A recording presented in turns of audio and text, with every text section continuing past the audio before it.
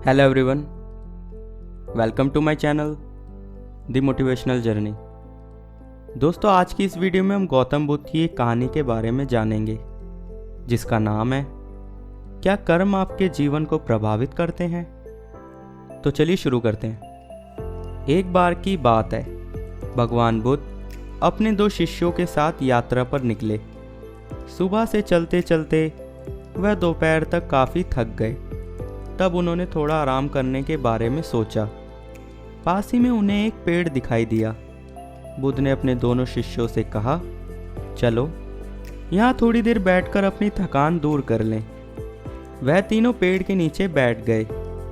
तभी बुद्ध को कुछ देर बाद एक बगीचा दिखा जिसमें बहुत सारे तरबूज उग रहे थे। गौतम बुद्ध ने अपने शिष्य आनंद से कहा, मुझे बहुत प्यास लगी है, उस घर में जाओ, मालिक से एक तरबूज मांगकर ले आओ ताकि हम लोग अपनी प्यास बुझा सकें। आनंद आज्ञा अनुसार उस घर की तरफ चल पड़े।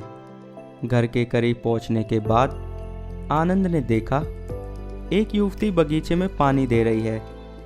आनंद ने बहुत ही आदर से युवती को नमस्कार किया और कहा, मेरे गुरु सुबह से पैदल चल रहे हैं, इस कारण वह बहुत प्यासे हैं। क्या उन्हें देने के लिए आप मुझे एक तरबूज दे सकते हो? जैसे ही आनंद ने अपनी बात खत्म की, युवती गुस्से से चिल्लाई, मेरे पास तुम्हें देने के लिए कुछ नहीं है, फौरन तुम मेरे बगीचे से बाहर निकल जाओ। आनंद युवती को और नाराज न करते हुए खाली हाथ वापस लौट गए और सारी बात बुद्ध को बता दी। बुद्ध बस मुस्कुरा दिए और अपने दूसरे शिष्य से बोले, कश्यप जाओ, तुम तरबूज मांग कर लाओ। कश्यप के मन में संदेह था कि क्या वह युवती उसे तरबूज देगी। फिर भी उसका कर्तव्य था कि वह अपने गुरु की आज्ञा का पालन करे, इसलिए वह घर की तरफ आगे बढ़ चला। जब युवती की नज़र इस सन्यासी पर पड़ी, तब युवती के चेहरे पर मुस्कान खिल गई। वह युवती भी यह नहीं समझ पाई कि उसके चेहरे पर यह मुस्कान क्यों है। वह युवती कश्यप के पास गई, उनके पैरों में झुककर नमस्कार किया और उनसे पूछा, आप कौन हैं? कश्यप ने अपना परिचय दिया, साथ ही उसके पास आने का कारण भी बताया। युवती उन्हें आदरपूर्वक बगीचे में ले गई।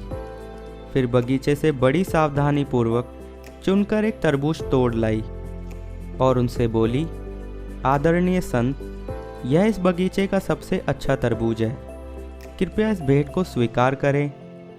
कश्यप भी युवती के इस व्यवहार से काफ़ी हैरान थे। कश्यप आभार व्यक्त करते हुए वहां से लौटने लगे। आनंद ने देखा कि कश्यप एक बड़ा सा तरबूज लेकर लौट रहे हैं। यह देखकर आनंद को बड़ी हैरानी हुई, लेकिन बुद्ध के चेहरे पर शांति के भाव थे। दोनों शिष्य बुद्ध से कुछ पूछें इससे पहले बुद्ध ने कहा, चलो मैं आपको एक कहानी सुनाता हूँ। बहुत पहले 2 साधु एक यात्रा पर थे। वह दोनों काफ़ी अच्छे दोस्त भी थे। गर्म दिन और तेज धूप में वह सुबह से चल रहे थे, जिससे वह प्यास और थकान से भरे हुए थे। तभी अचानक उनकी नज़र सड़क के किनारे मरी हुई बिल्ली पर गई। उस बिल्ली के शव से बहुत तेज बदबू आ रही थी। पहला साधु अपनी नाक पर हाथ रखते हुए वहां से तेजी से भागा, लेकिन दूसरा साधु बिल्ली के पास गया, उसके लिए प्रार्थना करने लगा कि आप बौद्ध धर्म की शरण में जाएं, आपको ज्ञान की प्राप्ति हो, दोबारा आपका जन्म किसी बेहतर जगह पर हो। प्रार्थना समाप्त करके साधु ने अच्छे से एक गड्ढा खोदा और बिल्ली को उस गड्ढे में दफन कर दिया और आगे बढ़ चला। आखिरकार एक दिन बिल्ली का इंसान के रूप में जन्म हुआ। आप अभी जिस युवती से मिले वह वही बिल्ली थी जिसका इंसान के रूप में जन्म हुआ था। आनंद, आप पिछले जन्म में वह पहले साधु थे जो बिल्ली से दूर भाग गया। कश्यप, आप दूसरे साधु थे जिन्होंने बिल्ली को आशीर्वाद दिया था, उसके लिए दया दिखाई थी।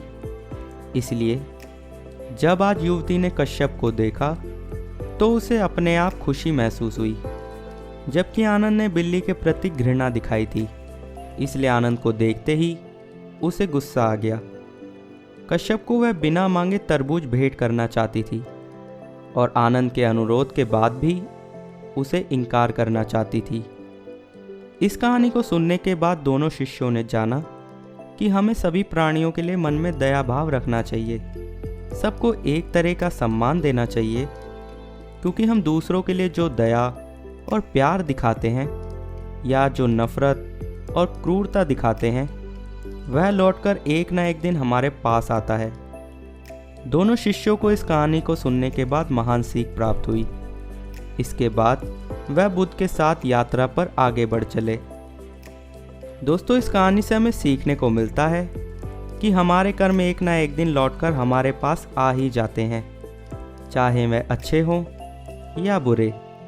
इसलिए हमें सबके प्रति दया और प्रेम भाव रखना चाहिए ताकि हमारे लिए कहीं से दया और प्रेम आ सके। वो बात तो आपने ज़रूर सुनी होगी कि कर्मा लौटकर ज़रूर आते हैं। यही इस कहानी का सार है। उम्मीद करता हूँ आपको कहानी पसंद आई हो। मिलूँगा आपसे एक और मोटिवेटेड स्टोरी के साथ।